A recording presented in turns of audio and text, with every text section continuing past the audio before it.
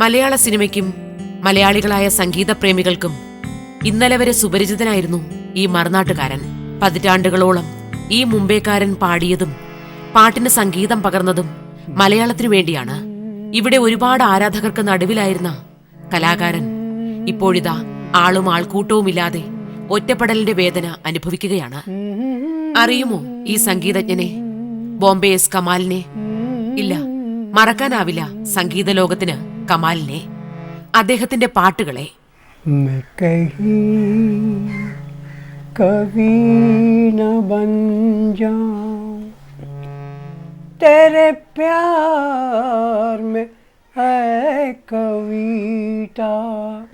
കഴിഞ്ഞുപോയ ഒരു പാട്ടുത്സവകാലം.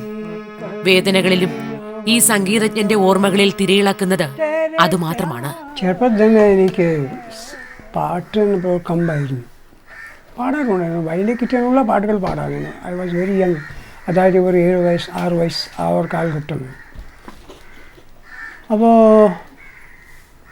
അങ്ങനെ ചെറുതായിട്ട് പാട്ടുകൾ കേട്ടുമ്പോൾ അത് റേഡിയോയിലേക്ക് ചില ഗാനങ്ങളൊക്കെ അന്നത്തെ മറ്റേ നൂർജഹാനും പിന്നെ ലതാജിയുടെ തുടക്കം ആ ഒരു സംഭവം, മാത്രമല്ല പഴയ ഗസൽസും കാര്യങ്ങളൊക്കെ അങ്ങനെ റേഡിയോയിൽ കേൾക്കാനുണ്ടായിരുന്നു.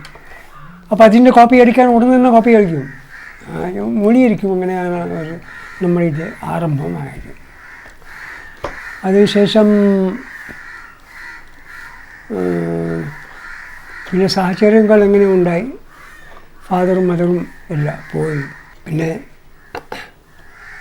അവിടെ മാമാടെ സംരക്ഷണത്തിൽ കുറച്ച് കാലം അവിടെ കഴിഞ്ഞുകൂടി. അപ്പോൾ പാട്ടെന്ന് പറഞ്ഞു കഴിഞ്ഞാൽ ഒരു ഹോബി ആയിരുന്നു, ദാറ്റ്സ് ഓൾ. കമാലിന്റെ കുട്ടിക്കാലം സങ്കടങ്ങളുടേതായിരുന്നു. അച്ഛനമ്മമാരുടെ സ്നേഹവും വാത്സല്യവും ഏറെ അനുഭവിക്കാനുള്ള ഭാഗ്യമുണ്ടായില്ല. മാതാപിതാക്കളുടെ അകാല വിയോഗം അനാഥമാക്കിയ ജീവിതം. വേദനകളെ ഒതുക്കിപ്പിടിച്ചത് സംഗീതത്തോട് ചങ്ങാത്തം കൂടിയായിരുന്നു. മുഹമ്മദ് റാഫിയെപ്പോലെ വലിയൊരു പാട്ടുകാരനാകണമെന്നായിരുന്നു കൊച്ചു കമാൽ മനസ്സിൽ കൊണ്ടു നടന്നിരുന്ന മോഹം. എൻ്റെ മാമാക്ക് ഒരു ഫ്രണ്ട് ഉണ്ടായിരുന്നു, ഒരു ഗായകൻ കലാകാരൻ, അതായത് മൊയ്തീൻ ഖാൻ സാഹിബ്. അദ്ദേഹം ക്ലാസിക്കലിസ്റ്റാണ്. അപ്പോൾ ഒരു ദിവസം വീട്ടിൽ പറയുമ്പോഴാണ് അദ്ദേഹം എൻ്റെ ശബ്ദം കേട്ടു. ഈ കൊച്ചിനെ എനിക്ക് തരാമോ എന്ന് ചോദിച്ചു. ഓക്കെ, കൊടുത്തേക്ക്. എന്ത് ചെയ്യണം? ഞാൻ കൊച്ചിയെ പഠിപ്പിച്ചിട്ട് ഒരു ചെറിയൊരു സംഗീതജ്ഞനാക്കാമെന്നൊരു ആഗ്രഹം എനിക്ക് വന്നു പോയതാണ്. നിങ്ങൾ ഇഷ്ടമുണ്ടെങ്കിൽ വിട്ടാൽ മതി. ശരി, കൊണ്ടുപോയി. അങ്ങനെ എന്നെ കൊണ്ടുപോയിട്ട് ഉസ്താദ് വളർത്തി. അദ്ദേഹം അവിടെ കൊണ്ടുപോയിട്ടാണ് ഒരു പ്രൈവറ്റായിട്ട് തന്നെ ഒരു എഡ്യൂക്കേഷനൊക്കെ കാര്യങ്ങളൊക്കെ കൊടുപ്പിച്ചു. അദ്ദേഹം ഒരു പാവപ്പെട്ടത് തന്നെ, അത്ര വലിയൊരു സാമ്പത്തികം ഇല്ല. കാരണം കുറേ ക്ലാസ്സുകളൊക്കെ നടത്തിയാണ്. ആ കാലഘട്ടത്തിനും ഈ കലാകാരന്മാർക്ക് വലിയ ദുരിതമുണ്ടായിരുന്നു കേട്ടോ. സമയം കിട്ടുമ്പോഴാണ് ഈ വേറെ പിള്ളേരെ പഠിച്ചുകൊണ്ടിരിക്കുന്നു മ്യൂസിക്, അത് കേട്ടോണ്ട് നിൽക്കും. അത് ഒരു 55% 60% വരെ എൻ്റെ ബ്രെയിനിലേക്ക് അത് റെക്കോർഡായിപ്പോയി. ഒരു സോങ്, ഓരോ സോങ്ങിൻ്റെ രാഗം, അത് താളത്തിൻ്റെ ഓരോ സംഗതികളൊക്കെ പറഞ്ഞിട്ടാണ് അങ്ങനെ അവരെങ്ങനെ പഠിപ്പിച്ചിട്ട് റെഡിയാക്കി. പിന്നെ പിന്നെ ഇൻട്രസ്റ്റ് കണ്ടിട്ടാണ് പുള്ളി പറഞ്ഞ ശരി, ഇപ്പോൾ ഒരു കാര്യം ചെയ്യും, ഡെയിലി 1/2 മണിക്കൂറിന് എന്നോട് പഠിച്ചാൽ മതി. അങ്ങനെ കുറേ കാലം അങ്ങനെ പഠിച്ച് സ്റ്റേജിലേക്ക് കയറി. ഇൻ ദ ഏജ് ഓഫ് 16, 16-ാമത്തെ വയസ്സിലേക്ക് സ്റ്റേജിലേക്ക് കയറി.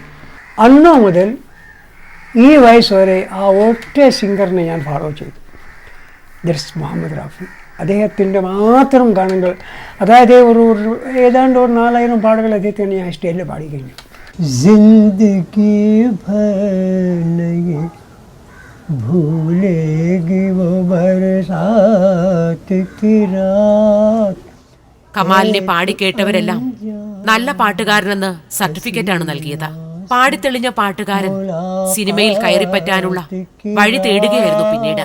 പക്ഷേ സിനിമാ പ്രവേശനം എളുപ്പമായിരുന്നില്ല. ഒരുപാട് അലഞ്ഞിട്ടും ഒരുപാട് കഷ്ടപ്പെട്ടിട്ടും സിനിമയിൽ കോറസ് പാട്ടുകാരിൽ ഒരാളായി മാത്രം ഒതുക്കപ്പെട്ടു പോവുകയാണ് ചെയ്തത്. ചാൻസിന് വേണ്ടിയാണ് ഒരു 10-12 മൈൽ വരെ കാൽനട ആയിട്ട് പോയിട്ട് ഒരു സ്റ്റുഡിയോയിലേക്ക് ഒരു 4-8 ഗേറ്റ് കീപ്പറിലേക്ക് കൈകൂലി കൊടുത്തിട്ടാണ് അകത്ത് പോകാറുണ്ടായിരുന്നു. ഒരു കാൽഘട്ടം ഉണ്ടായിരുന്നു കേട്ടോ. അപ്പോൾ അന്നും കൈകൂലി ഉണ്ടായിരുന്നു. ആ ഗുർഖമാർ അവർക്ക് ബീഡി വലിക്കാൻ വേണ്ടി ഒരു 4-8 വാങ്ങാറുണ്ടായിരുന്നു. അപ്പോൾ നമുക്ക് അകത്ത് പോയിട്ടാണ് ആൾക്കാരെ കണ്ടിട്ട് വരാം. ചില ഗുർഖമാരെ ഓടിപ്പിക്കും, ഓർഡറാണ് എന്നിട്ട്. ചില ഖാൻമാർ, പഠാന്മാർ ഒരു വലിയ ഒരു തൊപ്പി വച്ചിട്ടാണ് ഒരു പഠാന്മാരല്ലേ. അപ്പോൾ ബോംബെയിലേക്ക് മിക്കവാറും ഒരു സ്റ്റുഡിയോനകത്ത് ഗുർഖയും പഠാൻ മാത്രം ഉണ്ടായിരുന്നു, ഗേറ്റ് കീപ്പേഴ്സ്, ഗേറ്റിലേക്ക് നിൽക്കാൻ. അപ്പോൾ ആരും വിടത്തില്ല. അങ്ങനെ എനിക്ക് കുറേ ശ്രമിച്ചു. കുറേയൊക്കെ പാടി, ഞാൻ കുറേ കോറസ് പാടിയിട്ടുണ്ട്. അപ്പം കാര്യമായി അങ്ങനെ ഒരു വളർച്ച ഒന്നുമില്ല.